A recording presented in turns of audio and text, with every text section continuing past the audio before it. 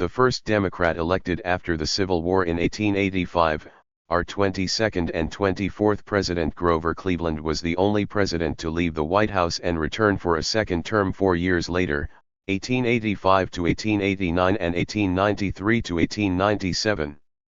The first Democrat elected after the Civil War, Grover Cleveland was the only president to leave the White House and return for a second term 4 years later. One of 9 children of a Presbyterian minister, Cleveland was born in New Jersey in 1837. He was raised in upstate New York. As a lawyer in Buffalo, he became notable for his single-minded concentration upon whatever task faced him. At 44, he emerged into a political prominence that carried him to the White House in 3 years. Running as a reformer, he was elected mayor of Buffalo in 1881, and later, governor of New York. Cleveland won the presidency with the combined support of Democrats and Reform Republicans, the Mugwumps, who disliked the record of his opponent James G. Blaine of Maine. A bachelor, Cleveland was ill at ease at first with all the comforts of the White House. "I must go to dinner," he wrote a friend, "but I wish it was to eat a pickled herring, a Swiss cheese and a chop at Louis instead of the French stuff I shall find." In June 1886 Cleveland married 21-year-old Frances Folsom. He was the only president married in the White House. Cleveland vigorously pursued a policy barring special favors to any economic group. Vetoing a bill to appropriate $10,000 to distribute seed grain among drought-stricken farmers in Texas, he wrote, "Federal aid in such cases encourages the expectation of paternal care on the part of the government and weakens the sturdiness of our national character." He also vetoed many private pension bills to Civil War veterans whose claims were fraudulent. When Congress, pressured by the Grand Army of the Republic, passed a bill granting pensions for disabilities not caused by military service, Cleveland vetoed it, too. He angered the railroads by ordering an investigation of western lands they held by government grant. He forced them to return 81 million acres. He also signed the Interstate Commerce Act, the first law attempting federal regulation of the railroads. In December 1887 he called on Congress to reduce high protective tariffs. Told that he had given Republicans an effective issue for the campaign of 1888, he retorted, "What is the use of being elected or re-elected unless you stand for something?" But Cleveland was defeated in 1888, although he won a larger popular majority than the Republican candidate Benjamin Harrison. He received fewer electoral votes. Elected again in 1892, Cleveland faced an acute depression. He dealt directly with the Treasury crisis rather than with business failures, farm mortgage foreclosures, and unemployment. He obtained repeal of the mildly inflationary Sherman Silver Purchase Act and, with the aid of Wall Street, maintained the Treasury's gold reserve. When railroad strikers in Chicago violated an injunction, Cleveland sent federal troops to enforce it. "If it takes the entire Army and Navy of the United States to deliver a postcard in Chicago," he thundered, "that card will be delivered."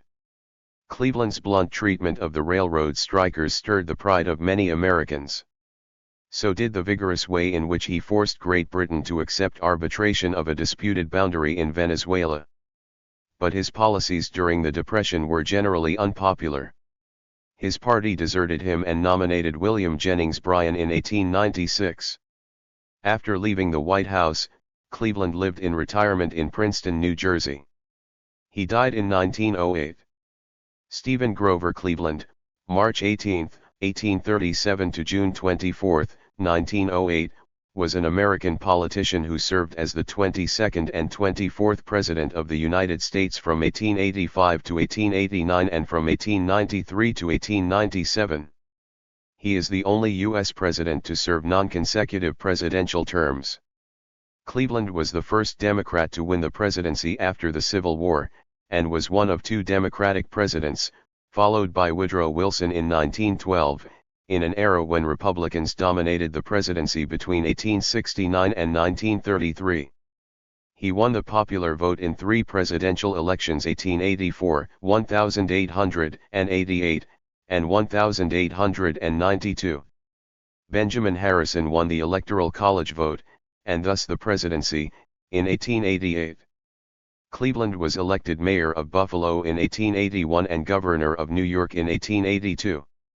While governor, he closely cooperated with State Assembly Minority Leader Theodore Roosevelt to pass reform measures, winning national attention.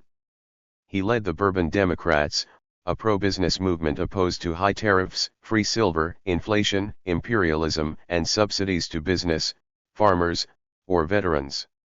His crusade for political reform and fiscal conservatism made him an icon for American conservatives of the time.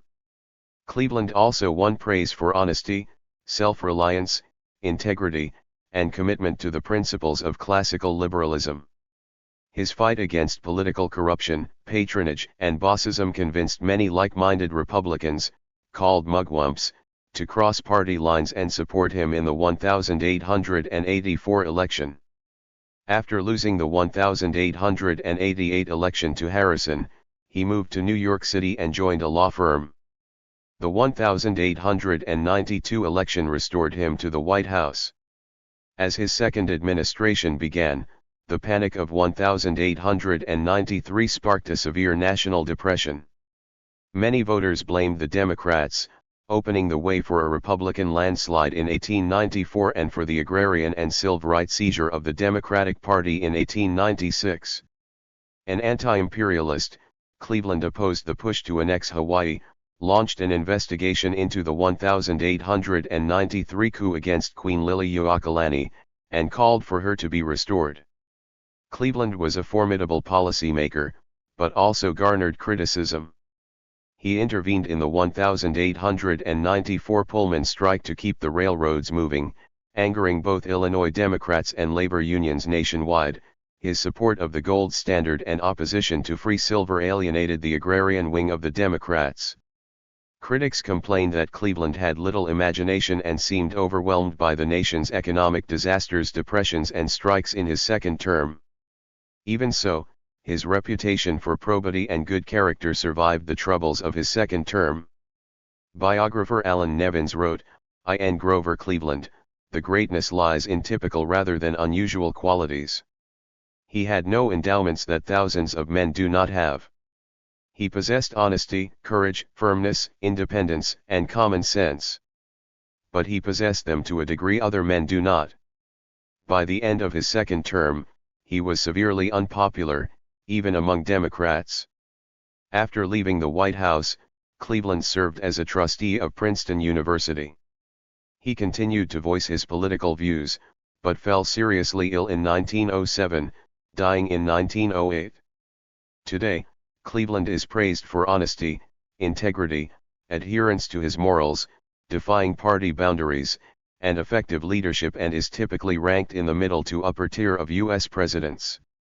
Cleveland's agrarian and civil rights enemies gained control of the Democratic Party in 1896, repudiated his administration and the gold standard, and nominated William Jennings Bryan on a free silver platform.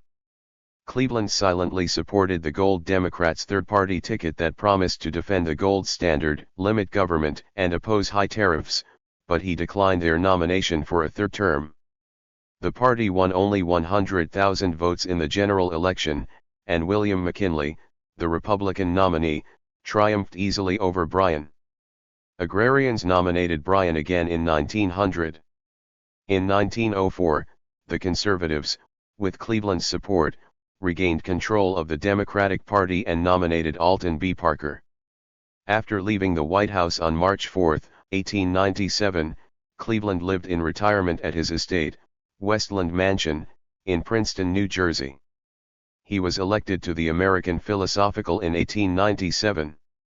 For a time, he was a trustee of Princeton University, and was one of the majority of trustees who preferred the Dean Andrew Fleming West's plans for the graduate school and undergraduate living over those of Woodrow Wilson, then president of the university. Cleveland consulted occasionally with President Theodore Roosevelt, 1901 to 1909, but was financially unable to accept the chairmanship of the commission handling the coal strike of 1902. Cleveland still made his views known in political matters. In a 1905 article in the Ladies' Home Journal, Cleveland weighed in on the women's suffrage movement, writing that sensible and responsible women do not want to vote. The relative positions to be assumed by men and women in the working out of our civilization were assigned long ago by a higher intelligence. In 1906, a group of New Jersey Democrats promoted Cleveland as a possible candidate for the United States Senate. The incumbent, John F. Dryden, was not seeking re-election, and some Democrats felt that the former president could attract the votes of some disaffected Republican legislators who might be drawn to Cleveland's statesmanship and conservatism. Cleveland's health had been declining for several years, and in the autumn of 1907 he fell seriously ill. In 1908, he suffered a heart attack and died on June 24 at age 71 in his Princeton residence. His last words were, "I have tried so hard to do right." He is buried in the Princeton Cemetery of the Nassau Presbyterian Church.